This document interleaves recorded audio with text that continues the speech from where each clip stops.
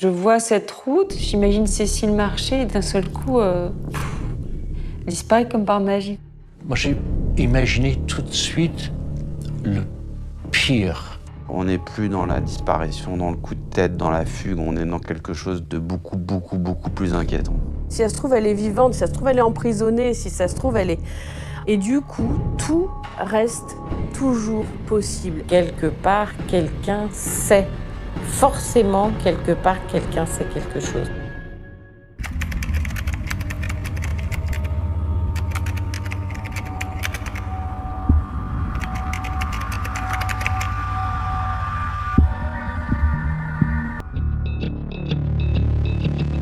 Dimanche 8 juin 1997, en fin de journée à Saint-Jean-de-Maurienne. Cécile Valin est aperçue au bord d'une route départementale.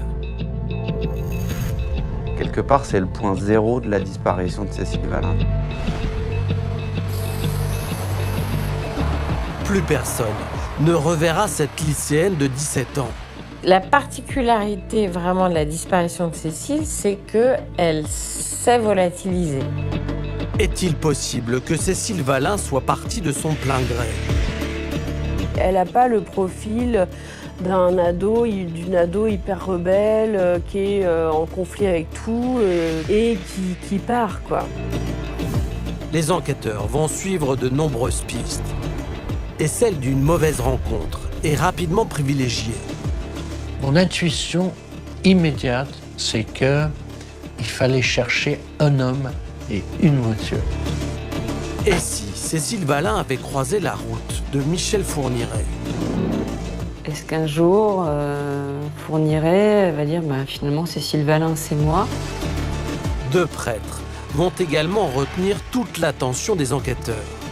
Il y en a quand même un qui est condamné pour des actes pédophiles, l'autre qui a un port d'armes. Ces deux-là ont exercé à Saint-Jean-de-Maurienne au moment de la disparition de Cécile.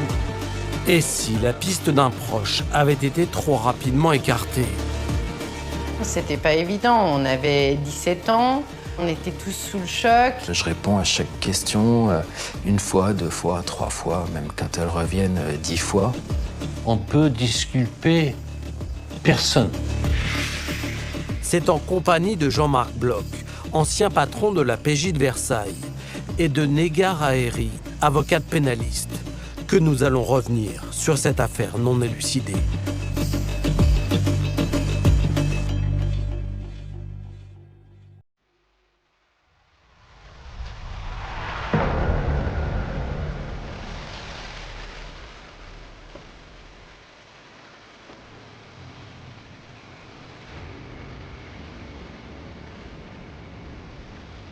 Depuis 23 ans, Jonathan Oliver se ressource le long de cette plage normande. C'est là qu'il repense à ce terrible lundi 9 juin 1997, où un coup de téléphone passé à sa fille Cécile a bouleversé sa vie.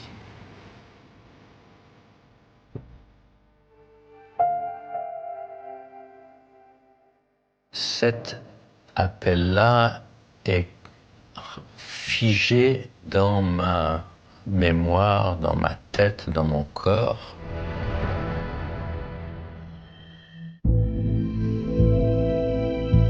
J'étais à Béthune, dans un petit hôtel pour faire un séminaire dans une entreprise. Je voulais parler avec Cécile. Cécile, 17 ans, vit alors avec sa mère, son beau-père, son frère et sa sœur à Saint-Jean-de-Maurienne, en Savoie. C'est Maryse qui a décroché, sa maman. Je me suis dit, je voudrais parler avec Cécile. Elle m'a dit, Cécile n'est pas là. Elle n'était pas là quand on est rentré hier soir. Et l'appartement est plein de gendarmes.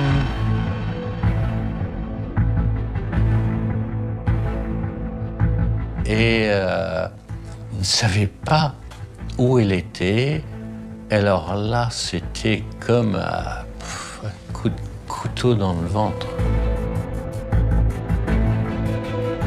La maman de Cécile raconte alors à son ex-compagnon qu'en rentrant la veille au soir, le dimanche 8 juin, aux alentours de minuit, Cécile avait disparu. Elle était partie en week-end avec son mari Jean-Paul et leurs 2 enfants. Et Cécile avait souhaité rester à la maison. Et quand ils arrivent à la maison est vide. Elle est nulle part, elle était censée rester à la maison pour travailler, réviser son bac qui était une semaine après. Et donc rien, il rentre, rien. Cécile n'est pas là. Ils vont prendre le répertoire téléphonique personnel de Cécile, sur lequel elle note le numéro de ses copains. Et c'est son beau-père qui va passer un premier coup de fil à un ami de Cécile, qui va lui répondre qu'il ne l'a pas vue et qu'elle ne sait pas où elle est. Et ensuite, il va appeler chez le petit ami de Cécile. Enfin, il va tomber sur la personne qui l'héberge.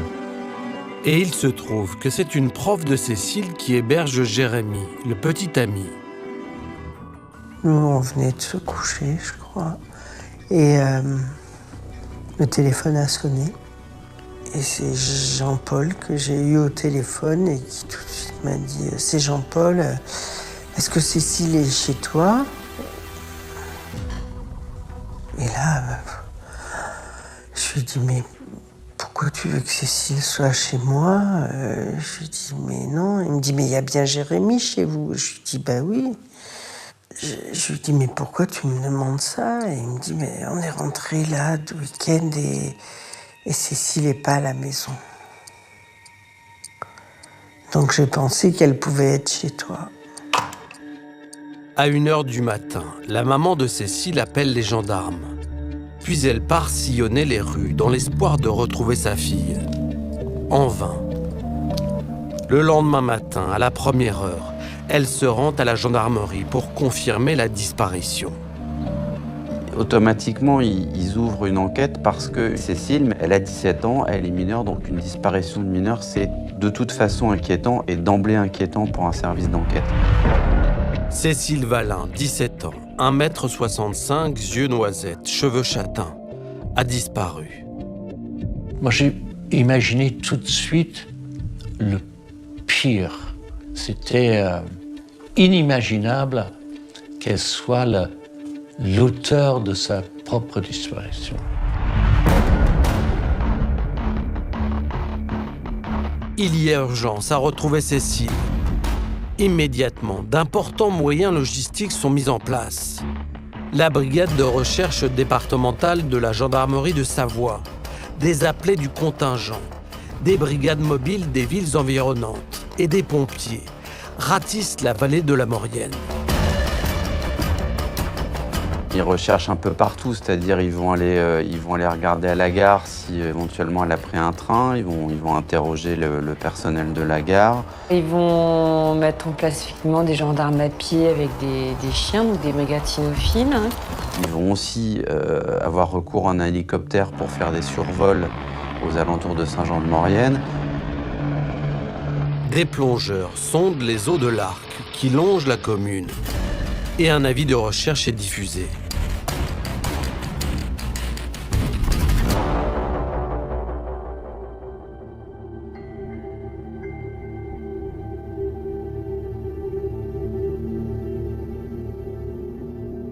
Cela fait maintenant 24 heures que Cécile Valin a disparu. Son absence au lycée ce lundi 9 juin 1997 renforce l'inquiétude de ses proches. Les importantes recherches menées par la gendarmerie n'ont rien donné. Alors les enquêteurs se penchent sur la personnalité de cette jolie jeune fille de 17 ans. Quel est son caractère? Quels sont ses goûts? Existe-t-il dans sa vie des éléments permettant d'expliquer sa soudaine disparition? Pour répondre à ces questions, sa famille et ses camarades de classe sont entendus.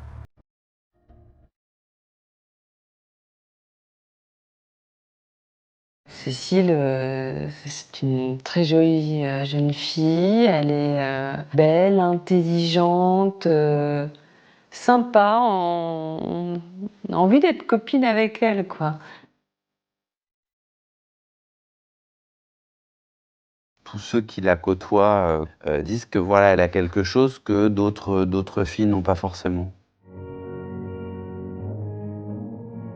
une fille qui était à la fois sérieuse, sociable, sympathique.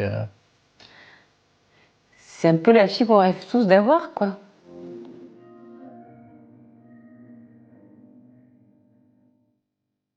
Quand on voit une photo de Cécile, on voit ce qui se dégage d'elle. On voit que c'est une jeune fille posée, avec un regard perçant et profond.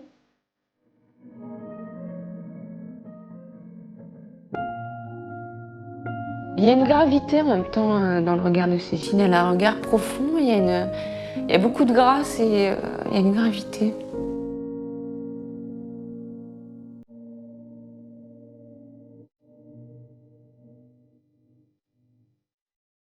Cécile est la fille de Maryse Valin et de Jonathan Oliver. Son père, anglais, avait déjà 2 enfants d'une première union. Dès le jour de sa naissance, j'ai été le plus heureux des papas. Pour moi, il n'y a pas de demi. C'est une sœur entière, c'est une sœur, quoi. J'en ai qu'une. Cécile a grandi en Normandie, au lieu-dit de Matan, dans une grande bâtisse. Mais lorsqu'elle avait 6 ans, ses parents se sont séparés. Cécile, elle n'était pas trop perturbée par cette séparation. Elle était d'une maturité étonnante. Depuis 3 ans, Cécile vit avec sa mère à Saint-Jean-de-Maurienne en Savoie, à des centaines de kilomètres de sa Normandie natale. La famille occupe le logement de fonction du beau-père, qui est proviseur. Cécile vit donc dans le lycée, où elle étudie.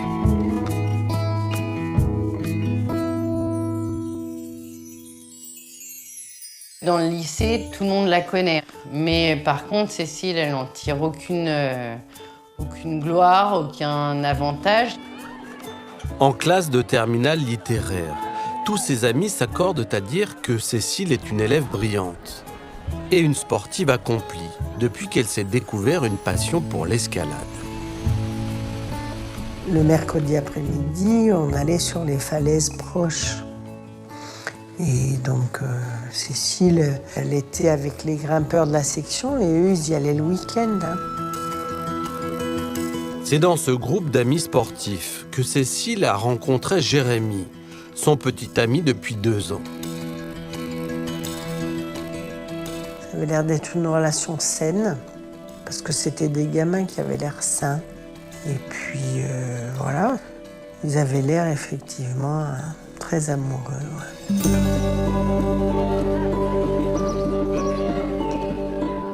Quand Cécile disparaît, elle doit passer sa première épreuve du bac, la philosophie, une semaine plus tard. Elle était assez stressée à l'idée de passer le bac, mais parce que ça, c'était son côté bon élève. Il fallait qu'elle ait une mention. Donc elle avait mis toutes les chances de son côté. Hein. Elle avait bien plus révisé que moi. Elle avait fait des fiches. Voilà, ça c'était son côté très sérieux. L'adolescente a déjà très envie de se lancer dans ses études supérieures. Elle a envie d'être prof de sport. Elle allait s'installer à Grenoble pour ses études en coloc avec une de ses meilleures amies. On était en train de finaliser les démarches pour prendre un petit appartement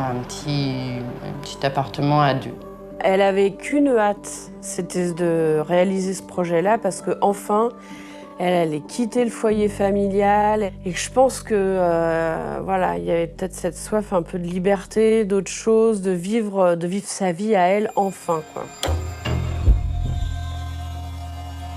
Parallèlement aux premières auditions pour cerner la personnalité de Cécile, les enquêteurs inspectent l'appartement de l'adolescente.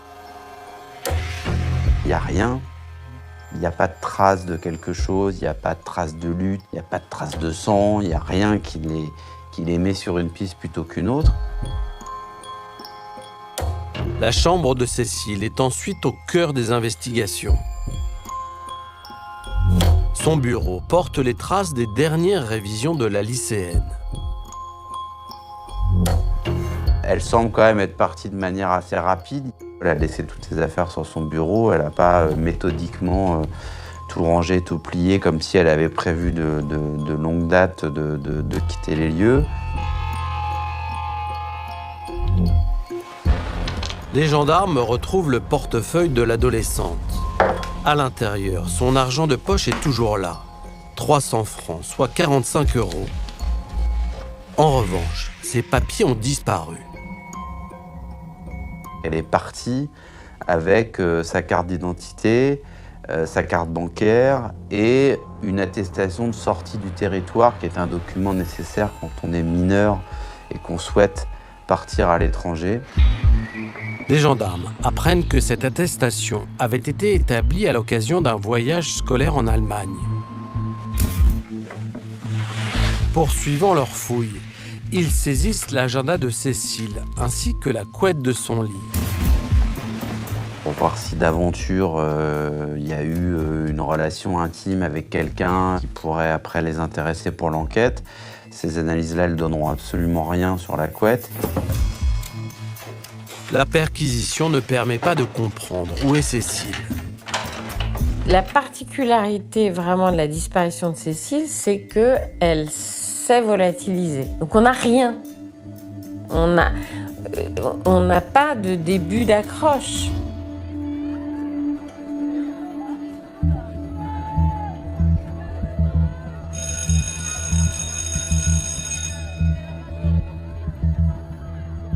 Jean-Marc, nous sommes à côté du lycée où Cécile Valin vivait avec sa mère et son beau-père qui était proviseur. C'est également ici qu'elle suivait ses cours de terminale. Alors sa disparition est immédiatement prise très au sérieux par la gendarmerie de Saint-Jean-de-Maurienne. Quels sont, selon vous, les éléments rapportés par ce début d'enquête qui rendent cette disparition particulièrement alarmante ? Immédiatement, la personnalité de cette jeune fille. On l'a vu, Cécile est une jeune fille studieuse qui, à ce moment de l'année, n'a que pour seul objectif de passer et de réussir son baccalauréat. Pourquoi est-ce qu'elle aurait fait une fugue alors que 2 mois plus tard, elle allait pouvoir vivre sa vie de manière indépendante, en dehors du cocon familial, dans une colocation avec sa copine à Grenoble? Qu'est-ce que vous retenez des constatations effectuées lors de la perquisition du domicile de Cécile ? Il y a 2 choses un peu différentes. D'une part, quand son beau-père et sa mère rentrent de week-end, ils trouvent l'appartement fermé à clé et aucun désordre à l'intérieur. Ce qui laisse donc penser que Cécile est partie de son plein gré parce qu'il n'y a aucune trace de lutte. Mais d'un autre côté, Cécile a laissé dans l'appartement son portefeuille avec de l'argent liquide, alors qu'elle est partie avec sa carte bleue, sa carte d'identité et une autorisation de sortie du territoire. Et je précise, Jean-Marc, que nous sommes à une 60aine de kilomètres de la frontière italienne. Oui, effectivement. Et si Cécile s'est rendue en Italie, ça va compliquer les choses parce que les enquêteurs ne pourront plus faire grand-chose de leur propre chef. Ils seront obligés de demander à leurs homologues italiens de procéder à des vérifications, à des auditions, à des constatations. Ça va compliquer le processus et ça va ralentir cette enquête.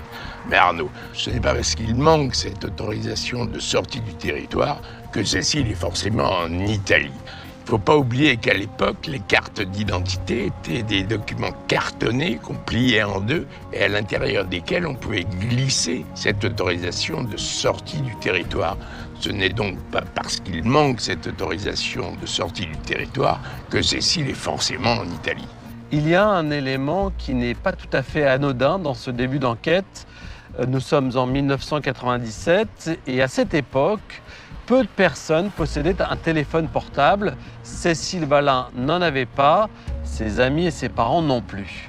Oui, on a du mal à l'imaginer aujourd'hui, mais c'est vrai. Les téléphones portables étaient extrêmement rares et on ne pouvait pas à l'époque retracer l'itinéraire de quelqu'un par le bornage de ce téléphone portable. On procédait donc autrement avec une technique plus classique, dite technique de l'escargot. On agissait par cercles concentriques du plus près au plus loin du domicile de la disparue pour entendre des témoins afin d'établir le trajet suivi par le ou la disparue. Les gendarmes cherchent donc à retracer les dernières heures de Cécile. Qu'a-t-elle fait avant de disparaître? Avec qui était-elle? Un événement l'a-t-elle bouleversée? Les réponses à ces questions détermineront la suite à donner à cette enquête.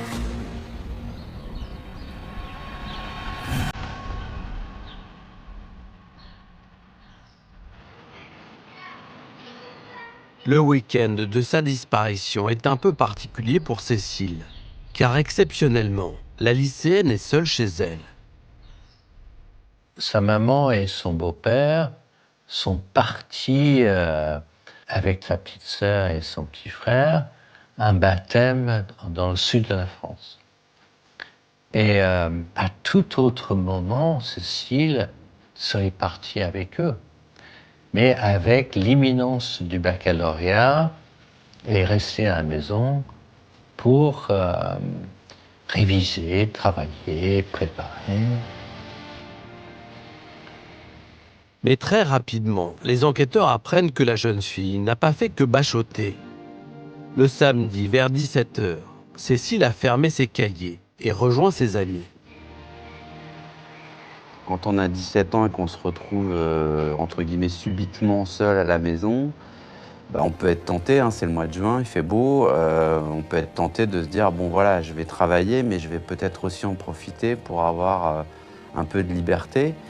Et elle va profiter, elle va quelque part abuser de cette situation, puisque sans le dire ni à sa maman ni à son beau-père, elle va inviter des copains dans l'enceinte du lycée, parce qu'il y a un mur d'escalade dans l'enceinte du lycée, pour faire de l'escalade le samedi après-midi.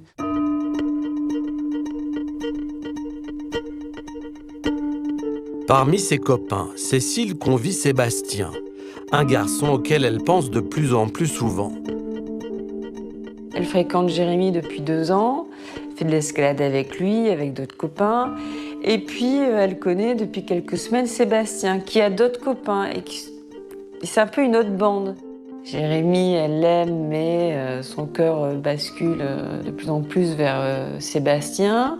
Sébastien, il est moins sage. Voilà. C'est ça qui l'attire, je pense.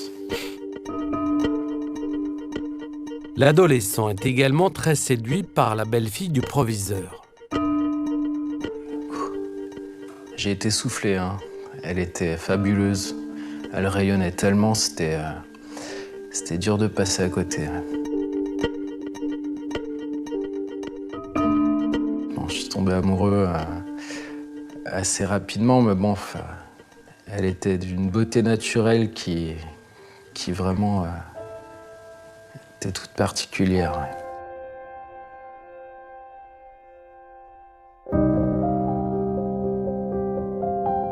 Après 2 heures d'escalade entre 18h et 20h avec Sébastien et 3 autres amis, Cécile décide de les inviter à dîner.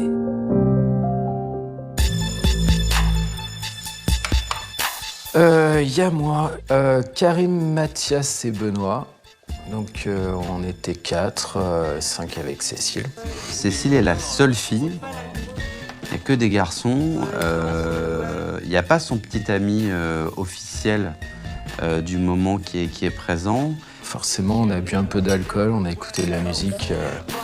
C'était juste une soirée entre potes comme ça et c'était bien. C'est pas une soirée de débauche absolue, hein. On vient avec un peu de bière, avec une petite bouteille de vin, on décide de se faire des pâtes, on va regarder après une cassette d'un film avec Travolta. Enfin, voilà, c'est vraiment la petite soirée entre copains, on discute, on s'amuse. Au cours de la soirée, Cécile et Sébastien s'isolent dans la cuisine. On s'est regardé pour de vrai et puis c'est arrivé comme ça. Ouais, c'était un beau moment, c'était très tendre, c'était bien. Un baiser à l'abri du regard des autres. Puis, la petite fête se poursuit jusqu'à 3h du matin. chacun est rentré chez soi, moi j'étais dans l'extase la plus totale. Et je sais pas trop où ça va mener, mais je suis content. J'ai atteint le Graal, voilà.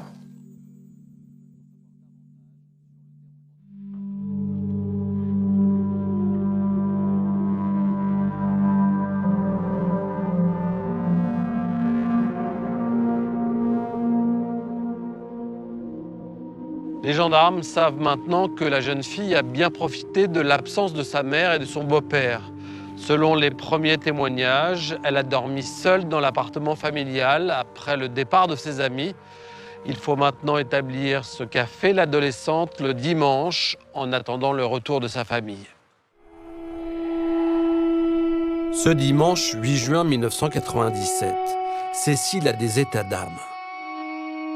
Elle aime Jérémy, mais elle est en train de tomber amoureuse de Sébastien. Elle a embrassé Sébastien. Donc elle se dit, j'ai peut-être fait une grosse bêtise. C'est-à-dire qu'elle s'est rendue compte qu'elle avait bravé 2 interdits la veille. L'interdit d'abord d'organiser une soirée chez son beau-père et chez sa maman. Et le deuxième interdit qui est celui d'avoir trompé son petit ami officiel avec Sébastien. À 10h45, la lycéenne appelle sa sœur Chloé. J'étais pas chez moi. Je vivais en coloc avec ma cousine, donc c'est ma cousine qui l'a eu au téléphone. Bonjour, c'est Cécile, est-ce que je pourrais parler à Chloé? Elle est pas là, et hop, voilà, c'est tout. Et elle a raccroché. Difficile de savoir ce qu'a fait Cécile ensuite. Une seule chose est sûre, Sébastien est revenu la voir en début d'après-midi. Je reviens, puis bon, voilà. Petite gêne s'installe quand même, puisque voilà, on savait très bien qu'on avait un petit peu dépassé une limite.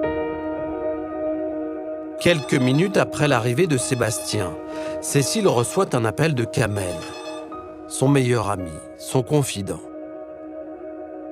Ce qui avait été prévu, c'est que je l'appelle pour éventuellement passer récupérer des CD que je lui avais prêtés. C'est un appel relativement bref.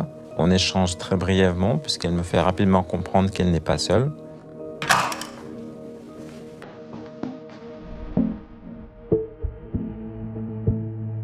Sébastien va rester dans l'appartement tout l'après-midi. Les deux adolescents jouent aux échecs. Le temps d'oser s'embrasser à nouveau.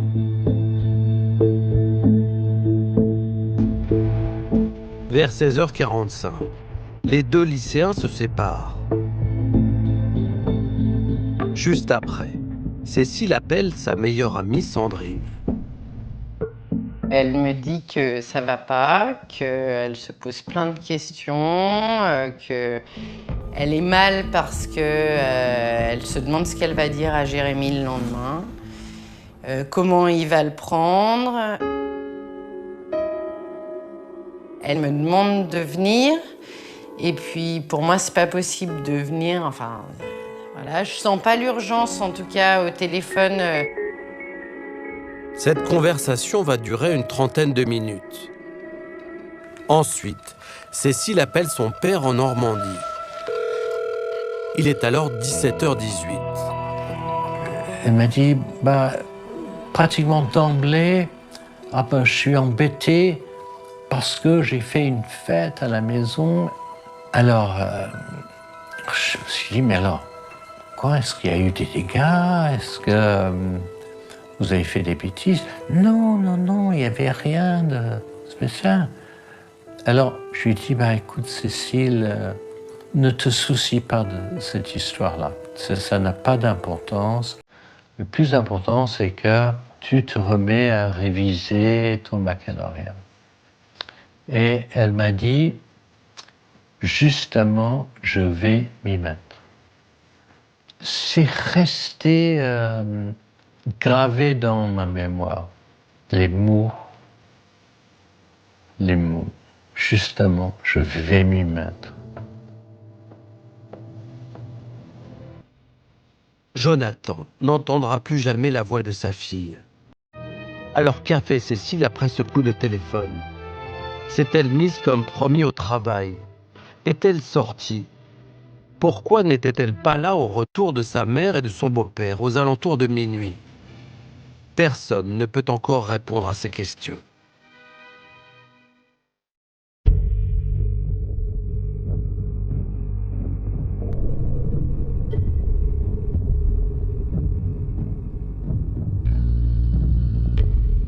Égard, Cécile Valin a 17 ans au moment de sa disparition. Dans l'hypothèse où elle aurait fugué et qu'elle serait allée se réfugier chez quelqu'un, est-ce que cette personne qui l'héberge a l'obligation de prévenir les services d'enquête pour dire où est Cécile? De manière générale, on a la possibilité d'héberger une personne même portée disparue sans avoir à en référer au service d'enquête. Évidemment, la situation est différente lorsque celle-ci est mineure et que sa disparition jugée suspecte précisément du fait de sa minorité fait l'objet d'une enquête. Donc pour revenir à notre affaire, oui, toute personne qui aurait hébergé Cécile Valin aurait été dans l'obligation d'en informer les services d'enquête. Alors, dès le lendemain de la disparition de Cécile, d'importants moyens logistiques sont mis en œuvre pour la retrouver. En revanche, aucune information judiciaire n'est ouverte. Dans quel cadre l'enquête commence-t-elle? En principe, une enquête ne peut être ouverte que lorsqu'il existe des éléments permettant de soupçonner la commission d'une infraction. Alors, dans le cadre d'une disparition comme dans notre affaire, on n'en est pas encore là puisque par hypothèse, on ne sait pas si cette disparition a une origine volontaire ou suspecte. Alors, le législateur a imaginé un cadre particulier, une espèce de pré-enquête dont l'objet n'est pas de rassembler les éléments de preuve, mais d'essayer de déterminer les causes de l'événement pour vérifier si c'est d'origine criminelle ou pas. Et c'est seulement dans l'affirmative que les investigations se poursuivront sous forme d'une enquête ordinaire, voire d'une information judiciaire. À la suite de la diffusion de l'avis de recherche, des témoignages spontanés vont parvenir aux enquêteurs et permettre de mieux comprendre ce qu'a fait Cécile après avoir appelé son père. Et il semblerait bien qu'elle n'ait pas respecté sa promesse de se mettre au travail. 17h18, elle raccroche le téléphone après avoir dit à son père qu'elle partait réviser. Et 10 minutes plus tard, à peu près... Elle est aperçue à différents endroits dans Saint-Jean-de-Maurienne. Donc il y en a qui l'ont vue près d'une cabine téléphonique, près d'un bar. Il y en a d'autres qui l'ont vue à la gare de Saint-Jean-de-Maurienne. Tout ça dans des créneaux horaires qui sont plus ou moins compatibles les uns avec les autres. C'est le témoignage de Myriam, une copine de classe de Cécile, qui va particulièrement retenir l'attention des gendarmes. J'étais passagère dans une voiture et là, j'aperçois Cécile sur le bord de la route qui marche. Il est 17h45 environ. Elle est vêtue d'un haut clair et d'un bas un petit peu plus sombre.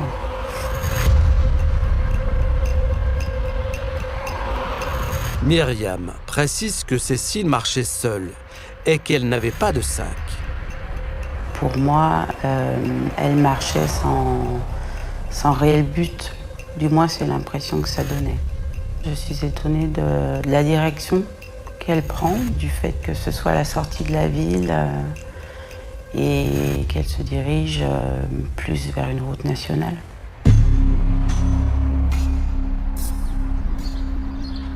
Que faisait Cécile seule sur cette route, à la sortie de Saint-Jean-de-Maurienne, en direction de Chambéry?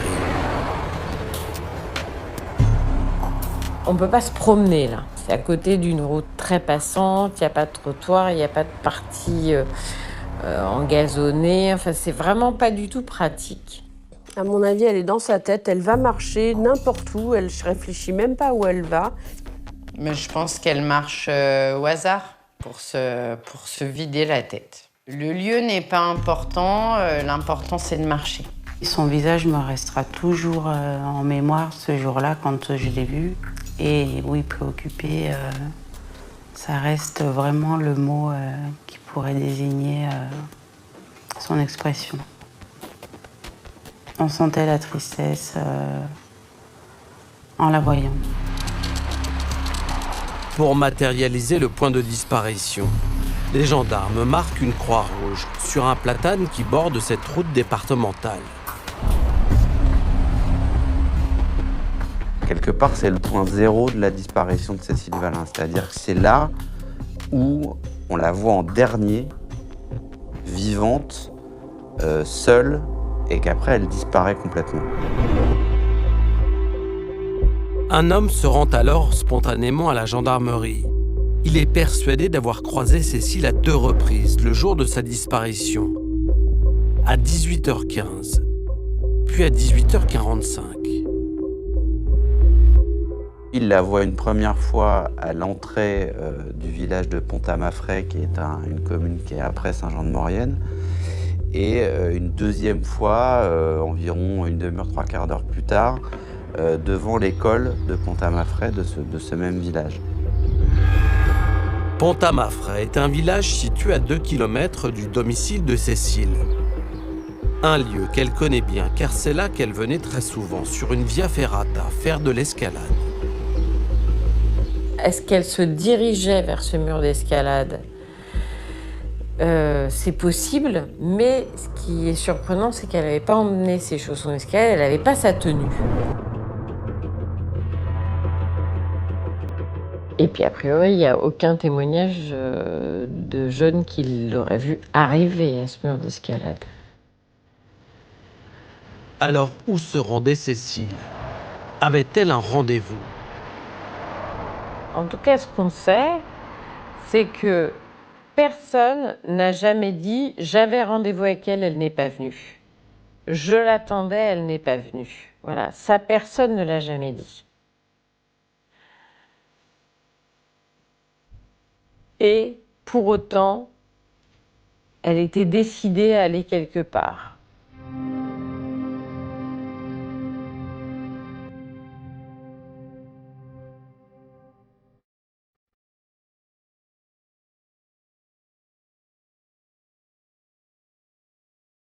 Les enquêteurs ont pu établir la liste des appels composés par Cécile quand elle était dans l'appartement familial, mais il n'a pas été techniquement possible de recenser les appels que Cécile aurait reçus le dimanche de sa disparition.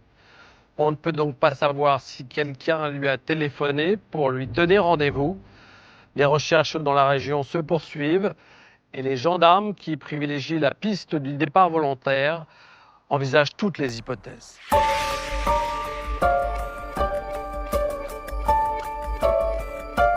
La première idée, ça a été de se dire, bon, elle est peut-être partie faire un tour en montagne. Et puis, l'accident en montagne, c'est quelque chose qui existe toujours. Tout a été fait au niveau des recherches de gendarmerie, tout a été exploré, tout le moindre ravin. Mais c'est également au suicide que pensent les enquêteurs. Un acte que Cécile avait évoqué au téléphone le dimanche de sa disparition. Elle me dit « je vais me jeter du haut d'une montagne. Je vais me suicider ». C'est ce qui est compliqué à entendre quand on le raconte maintenant, où ça prend des proportions comme s'il y allait avoir un passage à l'acte, alors que quand Cécile le dit, c'est de l'ordre du « je sais plus quoi faire ». Donc c'est plutôt dans ce sens-là qu'il faut l'entendre.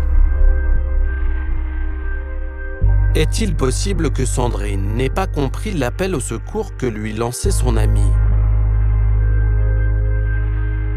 Difficilement envisageable.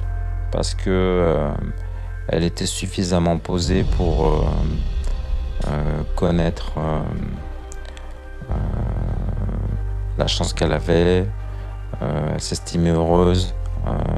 Elle cessait de le répéter. Donc c'est pas cohérent. Cécile avait tellement de projets en cours, elle était tellement heureuse de vivre.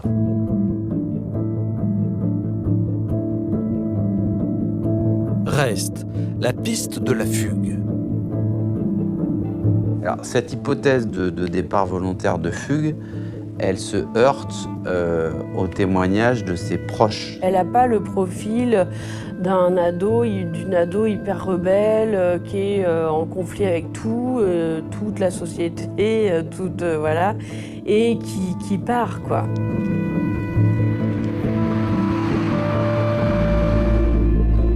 Pourquoi partir et comment vivre seul? Ces questions restent sans réponse. Toujours aucune nouvelle de Cécile. En vérifiant son compte en banque, les enquêteurs constatent qu'aucun retrait n'a été effectué. Or, ils savent que la lycéenne est partie sans argent et sans affaires.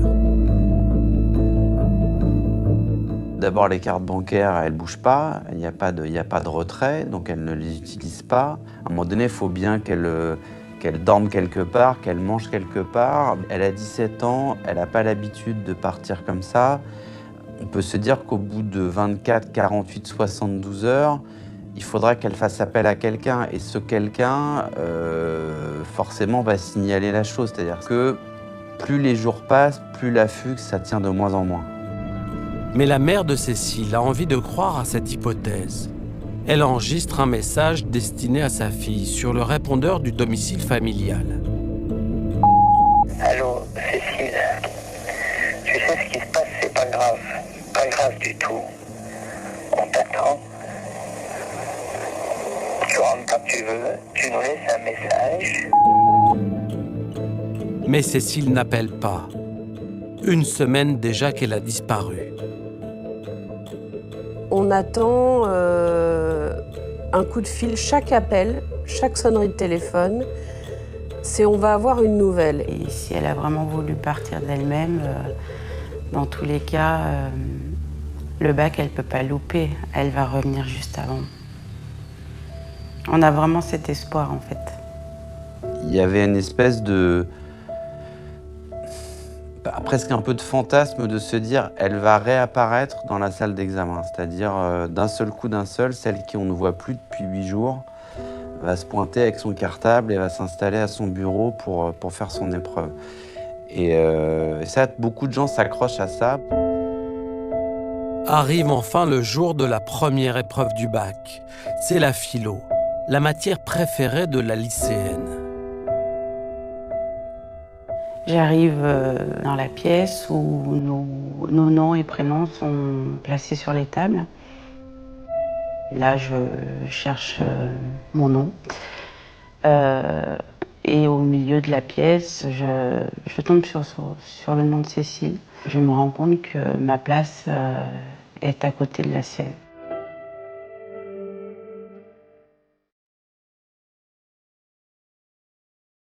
L'épreuve a été une double épreuve pour moi.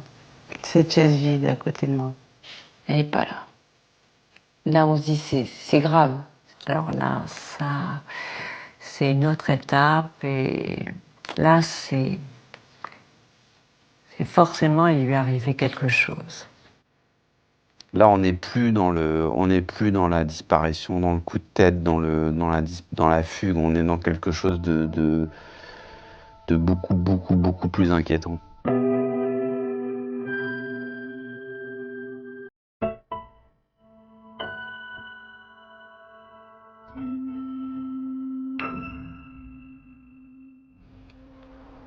Jean-Marc, nous sommes à Pont-à-Marfray, petite commune où Cécile a été aperçue par un témoin après avoir été vue le long de la départementale qui rejoint son domicile à ce village.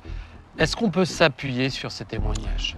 Oui, je crois que les témoignages qui situent Cécile dans ce secteur sont fiables, d'autant que l'un d'eux provient d'une de ses amies, Myriam, qui est en classe avec elle et qu'elle voit donc tous les jours. Elle ne peut pas se tromper.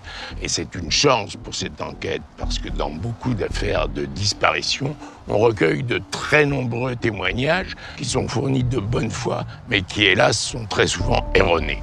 Alors les enquêteurs ont très rapidement envisagé la piste du suicide. C'est évidemment une hypothèse qu'on a du mal à refermer quand il s'agit de disparition d'adolescents. Ouais, c'est une hypothèse, bien sûr, qu'il faut envisager, mais à laquelle les parents, les proches ne peuvent bien sûr pas croire. Mais dans notre affaire, je ne crois pas du tout que ce soit le cas. Tous les témoins décrivent Cécile comme une jeune fille plutôt gaie, plutôt enjouée, qui travaille bien à l'école, qui fait du sport, qui a un petit copain. C'est pas du tout le profil de quelqu'un de dépressif. Je remarque qu'il y a quand même cette phrase qu'elle prononce au téléphone à son amie Sandrine, « Je vais me suicider ». Ouais, mais je crois qu'il ne faut pas prendre ces mots au pied de la lettre. Ils sont prononcés à un moment où Cécile se sent coupable. La veille au soir, elle a invité chez elle des amis sans en prévenir son beau-père et sa mère. Et puis, elle est sortie avec un garçon qui n'est pas son petit copain habituel. Pour moi, cette phrase veut simplement dire « J'en ai marre, j'ai fait une connerie, je ne sais pas comment je vais m'en tirer ». On sait maintenant avec une quasi-certitude que Cécile est partie à pied de chez elle, sans prendre ses affaires, sans argent liquide, et qu'elle n'a pas utilisé sa carte bleue. Ouais, pour moi, ça signifie qu'elle est simplement sortie pour s'aérer la tête. Si elle s'est dirigée par ici, vers la Via Ferrata, c'est parce que c'est un endroit qu'elle aime bien, qui lui rappelle de bons souvenirs et qui lui permet de penser à autre chose, d'oublier ses petits tracas quotidiens d'adolescente. Quelques jours après la disparition, une information judiciaire pour enlèvement est ouverte. La piste criminelle est maintenant clairement privilégiée. Les enquêteurs de la brigade de recherche de Chambéry se lancent sur la piste de la mauvaise rencontre. Et si Cécile, en sortant prendre l'air ce dimanche 8 juin 1997, en fin d'après-midi, avait croisé un prédateur?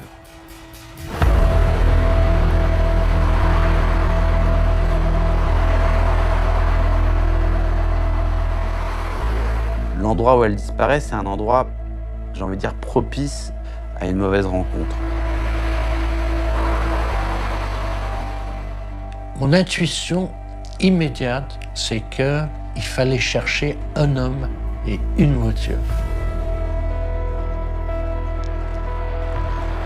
Elle était peut-être une proie facile. Il suffit d'une voiture qui s'arrête.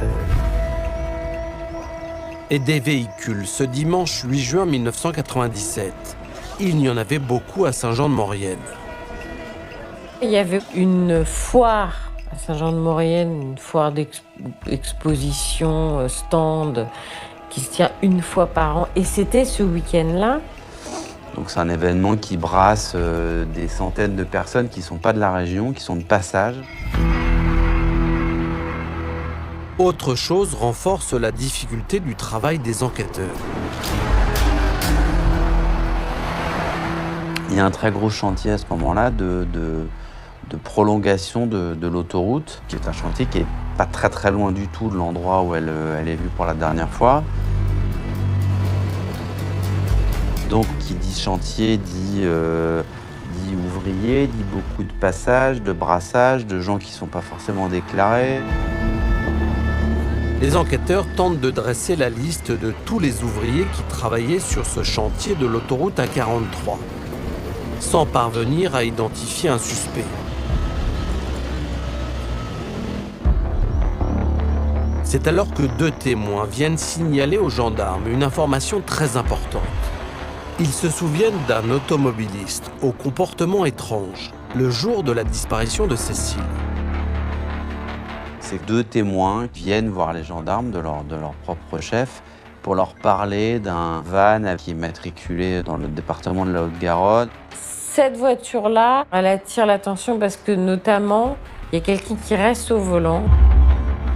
C'est un conducteur d'une trentaine d'années, de type méditerranéen, qui reste au volant et qui semble pas tendre.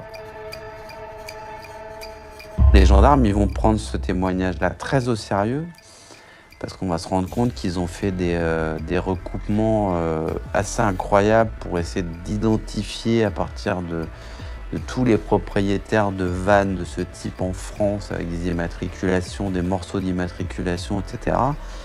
Ils vont vraiment tirer sur ce fil parce que ils ont peut-être une impression que ça peut les emmener sur le bon chemin.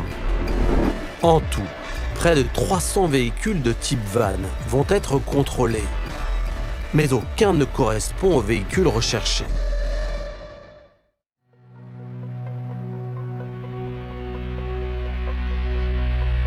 Cela fait 10 jours que Cécile Valin a disparu. Pour les enquêteurs, la piste du prédateur ne fait maintenant plus aucun doute. Comment Cécile a-t-elle été enlevée? Où est-elle?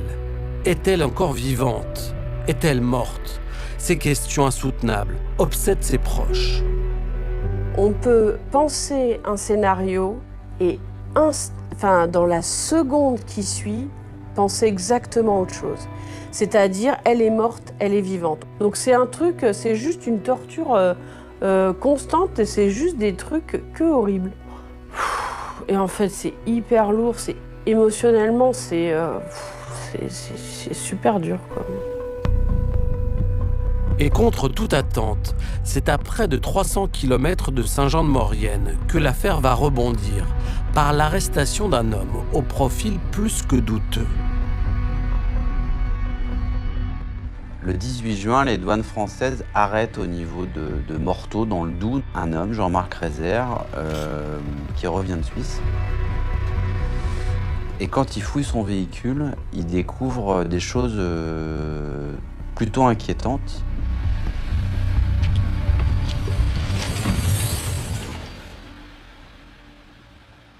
Un arsenal, des armes de poing, des photos de jeunes femmes endormies, dénudées. Et sur une de ces photos, il y a un visage. La photo n'est pas très nette et pas de très bonne qualité, mais il y a un visage qui, au premier regard, ressemble à Cécile Valin.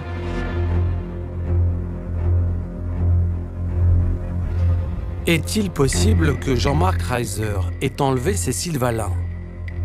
Donc immédiatement, ils transmettent aux gendarmes qui enquêtent sur la disparition de Cécile. Ils leur disent, voilà, on a arrêté ce type, on est 10 jours après la disparition de Cécile.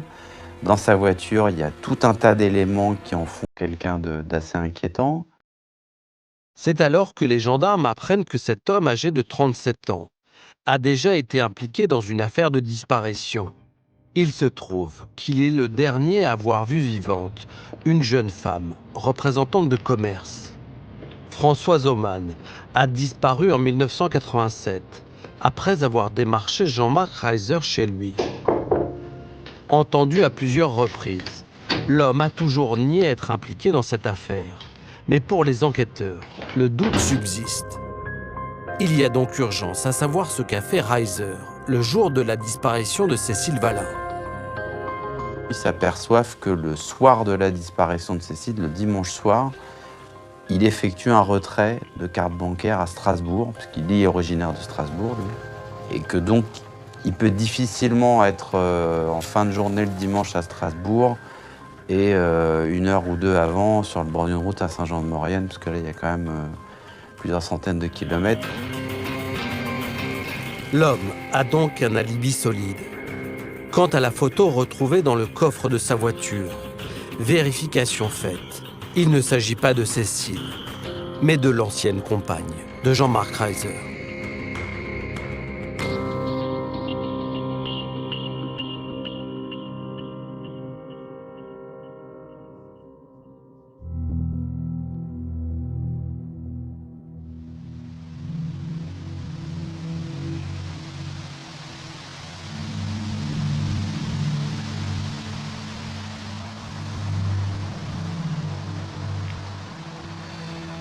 Quand Jean-Marc Reiser est arrêté en 1997, on ne connaît pas encore toute la dangerosité de cet individu. Quelques années plus tard, il va être condamné pour 2 viols et il est aujourd'hui mis en examen dans une affaire très médiatique puisqu'il s'agit du meurtre de Sophie Le Tan.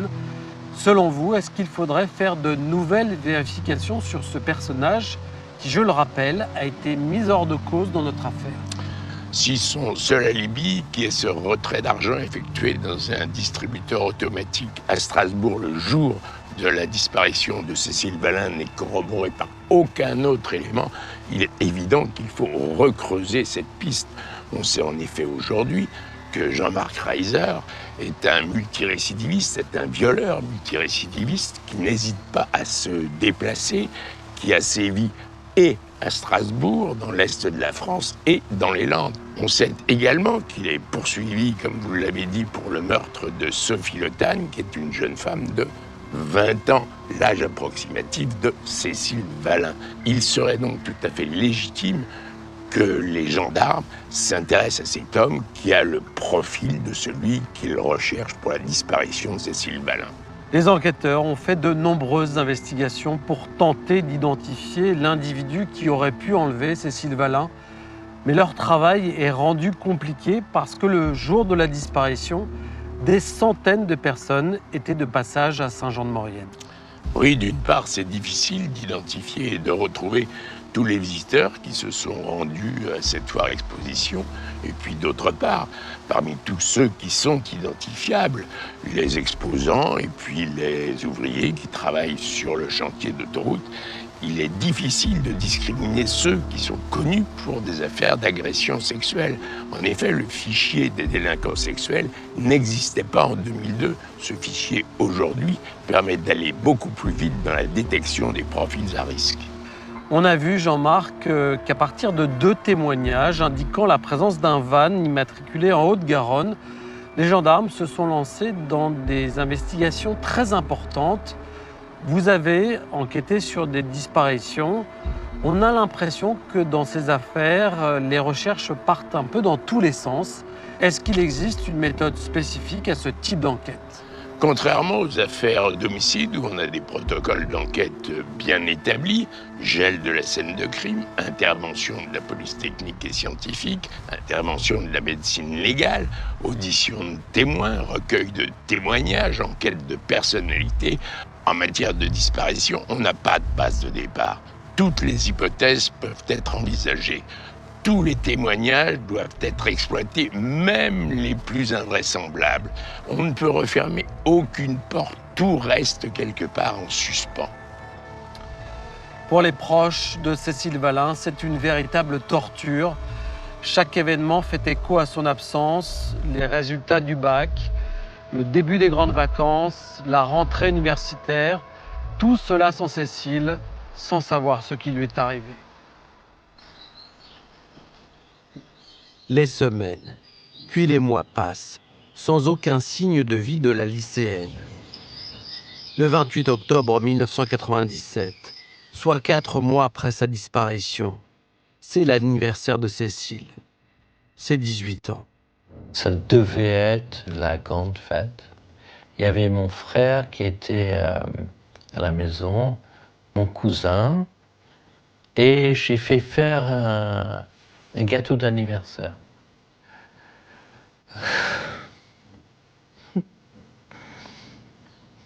J'ai mis une assiette à la place de Cécile.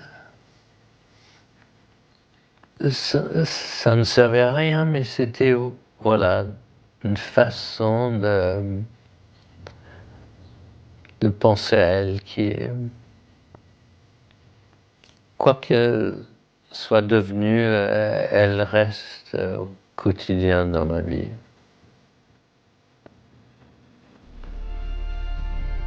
La maman de Cécile garde espoir de retrouver sa fille vivante. Et pour continuer d'y croire, Maryse Valin est prête à tout.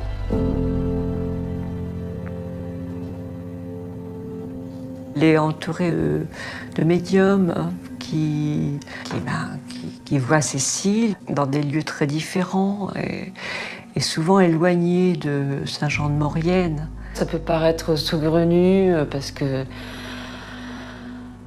a eu des témoignages. Hein. J'ai vu votre fille à La Rochelle, un autre médium, je l'ai vu je sais plus où. À chaque fois, c'est l'espoir qui revient. Parce qu'on a beau se dire non mais c'est des conneries, des médiums. Il y a quand même dans un coin de sa tête, on peut se dire et si c'est bien particulier. Elle avait une cicatrice sous le sein droit Et les gendarmes savent, dans le signalement de Cécile, qu'elle a effectivement eu une opération à cet endroit-là et qu'elle a effectivement une petite cicatrice. À l'âge de 3 mois, Cécile a été opérée pour soigner un problème de reflux œsophagien. Et si cette patiente du médecin breton était Cécile? L'homme est entendu et son diagnostic est sans appel. La cicatrice sous le sein droit de sa patiente n'était pas le résultat d'une opération. Encore une fausse piste. On était nombreux à penser à Cécile et à rêver que d'une chose, c'est qu'elle soit vivante.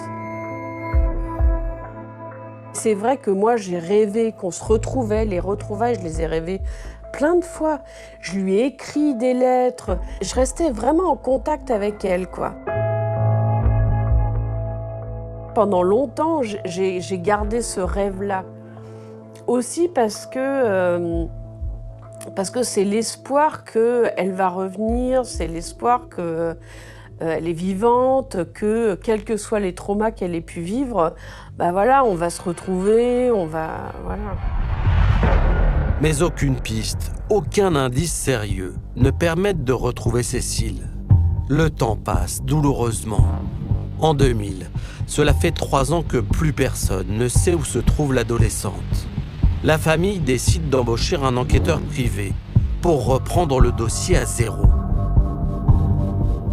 Cet enquêteur est allé à Saint-Jean-de-Maurienne, il a rencontré l'équipe d'enquête. Il disait c'est chercher une aiguille dans une botte de foin. En relisant tout le dossier et en confrontant les témoignages, l'enquêteur privé exhume à partir des centaines de procès-verbaux une piste jusqu'alors négligée. Celle d'un témoin qui a vu Cécile le jour de sa disparition. Il la voit monter dans une Peugeot 205 rouge qui est matriculée à Turin en Italie. Et quelques minutes plus tard, dans une station-service, ce témoin croise à nouveau Cécile, toujours dans le même véhicule rouge, assise à l'arrière, pendant que le conducteur italien fait le plein. Aujourd'hui désaffectée, cette station essence est située sur la commune de Pont-à-Mafray. On peut imaginer un prédateur sexuel italien qui vient chasser en France, pas très loin de la frontière, et qui après repart en Italie. C'était vraiment notre grand espoir. Tout le monde parlait de la 205 rouge. Alors, la 205 rouge, on l'a retrouvée, machin. Bon. Il y a eu pendant un temps infini des palabres entre les enquêteurs français et les enquêteurs italiens. Et puis finalement, les Italiens ont fini par donner aux Français un matériel informatique style disquette de l'époque, sur lesquels il y aurait eu toutes les Peugeot rouges immatriculées à Turin et leurs propriétaires, mais il y a eu une impossibilité technique ou une impossibilité d'exploiter cette disquette. Impossible donc d'identifier cette voiture et son conducteur. Donc ça aussi, c'est un autre énigme pour lequel on n'a pas des billes pour avancer. C'est vraiment frustrant.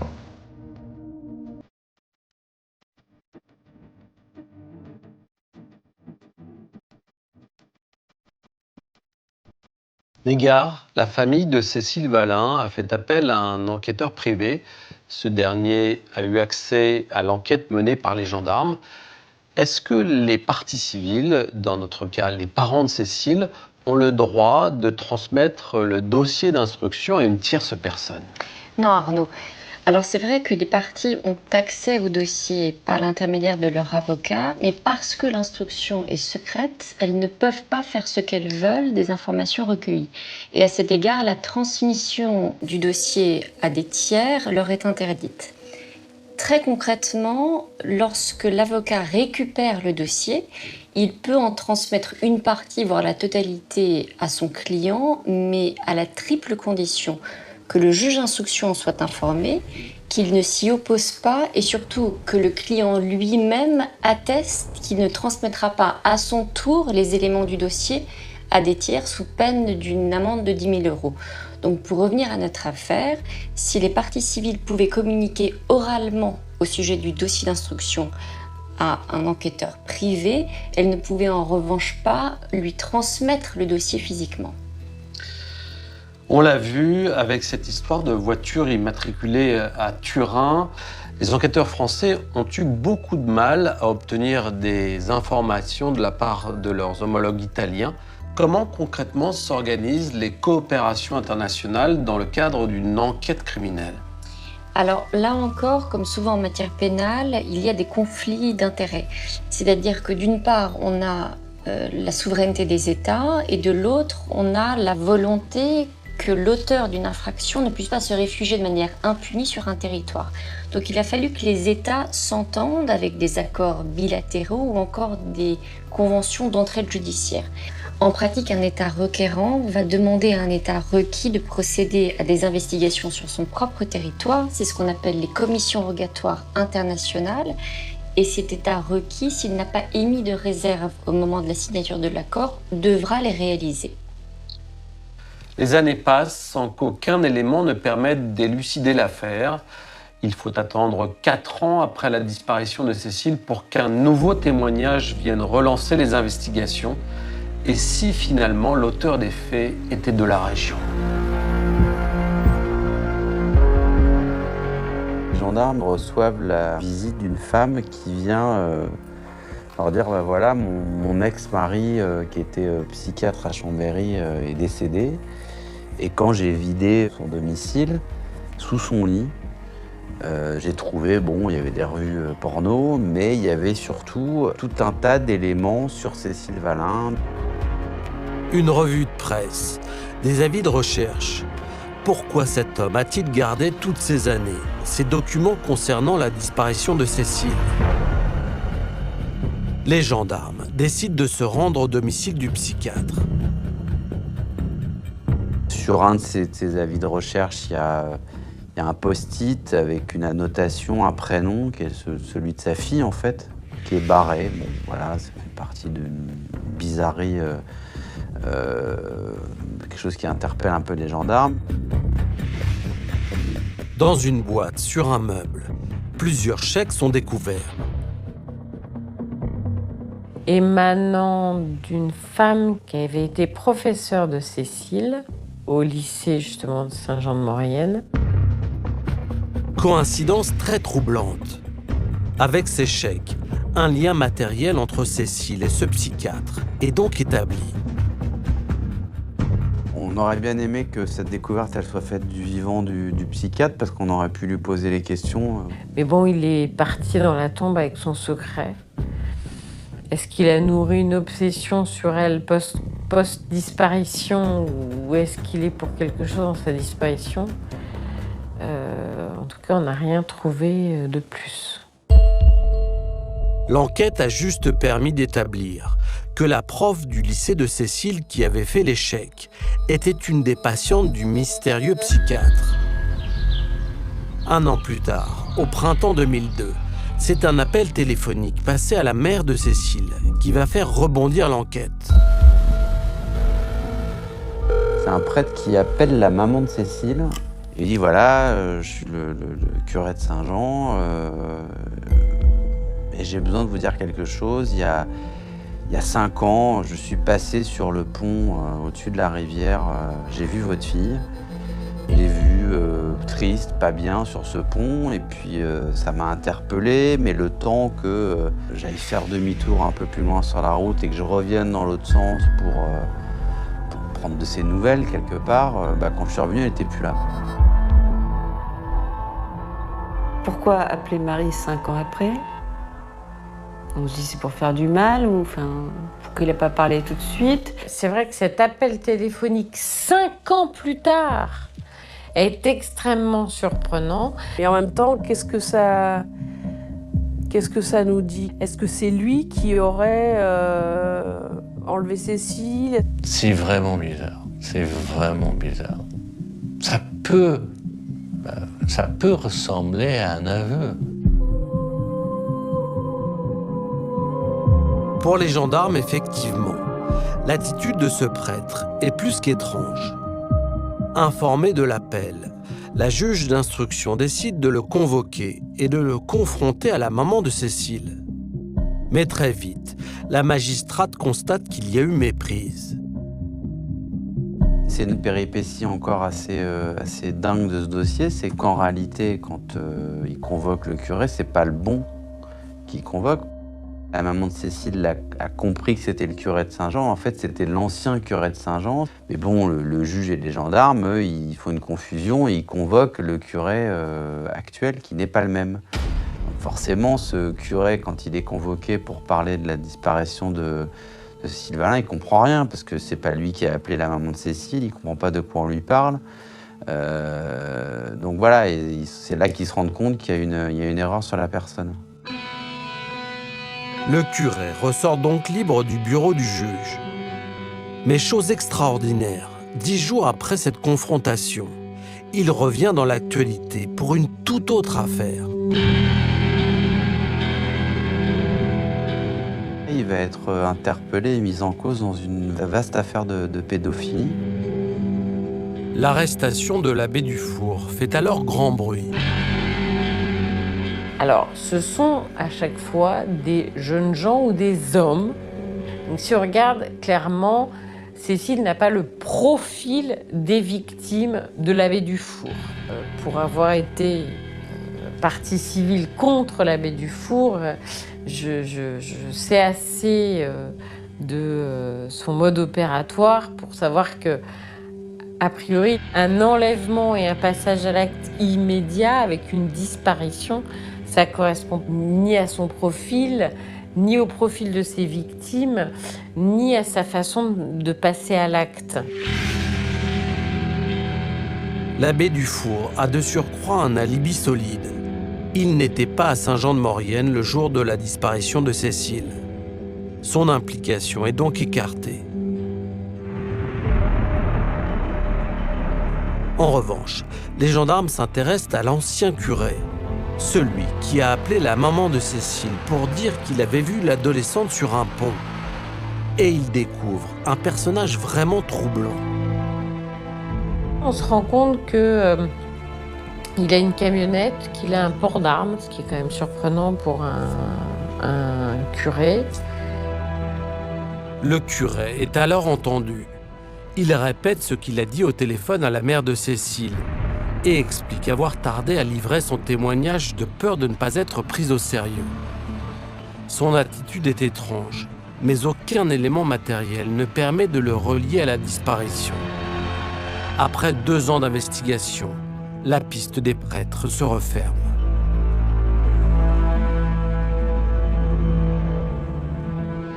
Les enquêteurs, persuadés que Cécile a fait une mauvaise rencontre, continuent de s'informer sur les affaires criminelles qui font l'actualité. C'est comme cela qu'ils s'intéressent en juin 2003 à l'arrestation d'un homme qui a tenté d'enlever une jeune fille marchant le long d'une route. L'affaire a eu lieu en Belgique et ce prédateur s'appelle Michel Fourniret.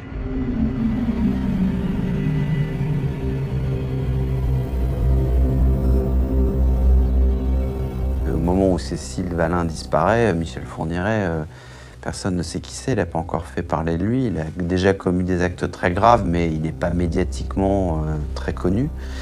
Par contre, dès qu'il apparaît dans les radars, d'abord de la gendarmerie, puis dans les radars des médias, la piste de ce routard un peu du crime et du viol est quelque chose qui doit être vérifié dans le cadre de l'enquête sur la disparition de Cécile.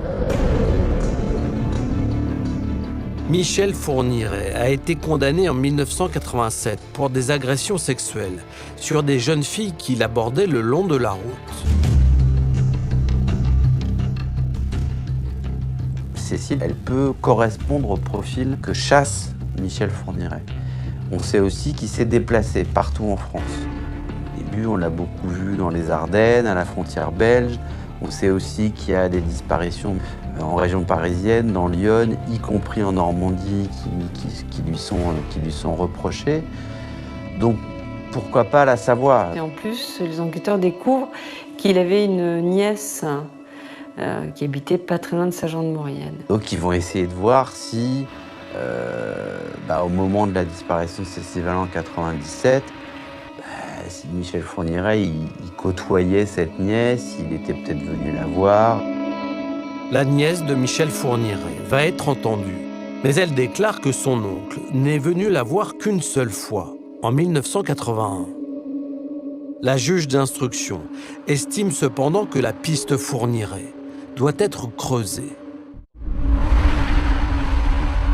On sait que Fourniret est un prédateur absolu, qu'il avait cette obsession des jeunes filles et on sait de lui de façon certaine que pendant une période il a agressé et tué, et puis il y a une période où il est officiellement, on va dire, en sommeil, c'est-à-dire c'est la période où pendant laquelle on ne sait pas ce qu'il peut avoir fait.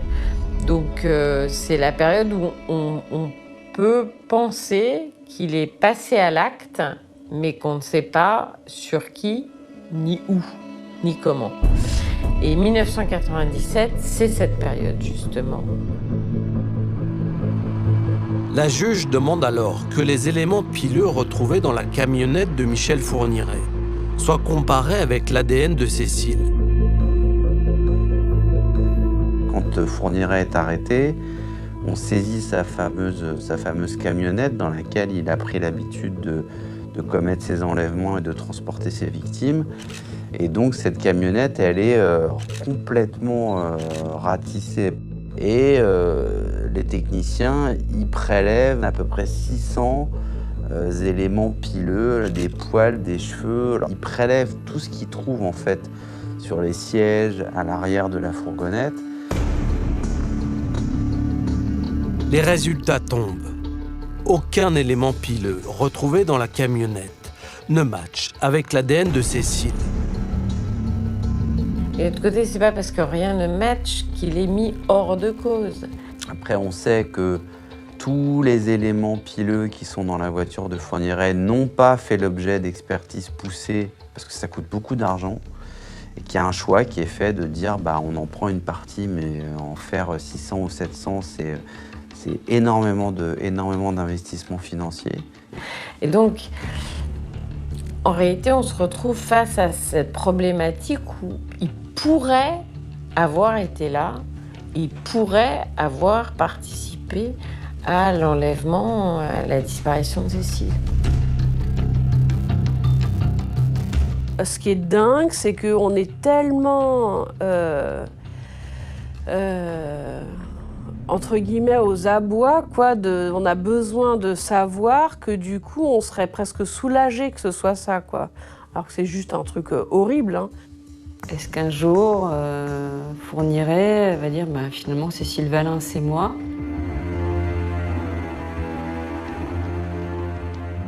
J'attends rien de Fourniret. Je refuse absolument de lui faire plaisir en évoquant le fait que ce serait potentiellement lui et qu'il jouisse du fond de sa cellule de se dire qu'on va attendre qu'il dise quelque chose. Et s'il est pour quelque chose dans la disparition de Cécile, j'espère que quelqu'un d'autre nous parlera de lui. Je ne serais pas ravi de découvrir que Cécile fait partie des victimes de Fourniret.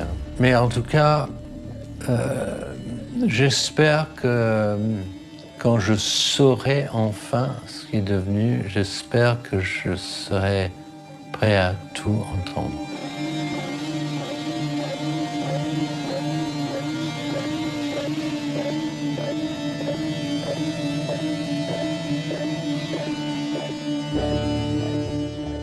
En 2004, faute d'éléments matériels, la piste Michel Fourniret reste en suspens. Jonathan Oliver continue de se battre pour faire éclater la vérité sur la disparition de sa fille Cécile. Et c'est avec son avocate, maître Cathy Richard, qu'il s'applique à solliciter régulièrement les juges d'instruction et à médiatiser l'affaire pour éviter qu'un non-lieu ne soit prononcé.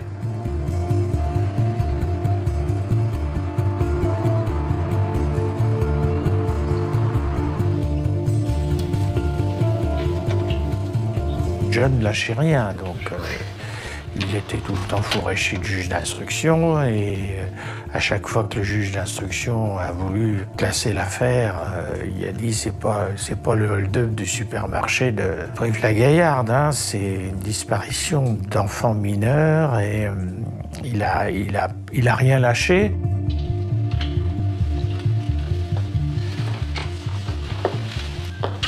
Ben, on a un rendez-vous dans un an, peut-être avant.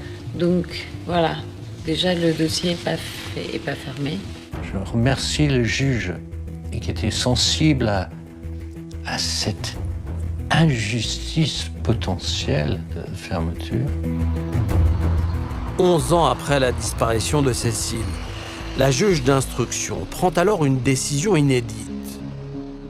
En 2008, la juge d'instruction, les enquêteurs, l'avocate du papa de Cécile se mettent d'accord pour effectuer une opération de fouille un petit peu particulière en fait au niveau de l'autoroute A43. La possibilité, c'était que Cécile soit enterrée dans les soubassements des fondations de l'autoroute. Une nouvelle épreuve pour la famille de Cécile et un terrible paradoxe. Quoi, on va sonder une autoroute pour voir si le corps de ma sœur, il n'est pas là sous l'autoroute dans les travaux là. Ça m'avait dévasté. Tu reçois une bombe, c'est juste horrible quoi. Et puis en même temps, on a presque l'espoir qu'ils vont la retrouver.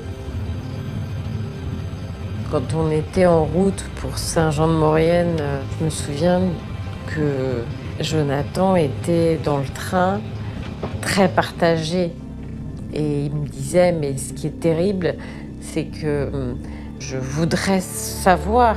Et donc j'ai un espoir que cet acte d'instruction aboutisse. Et à la fois, je ne peux pas espérer qu'on trouve ma fille morte.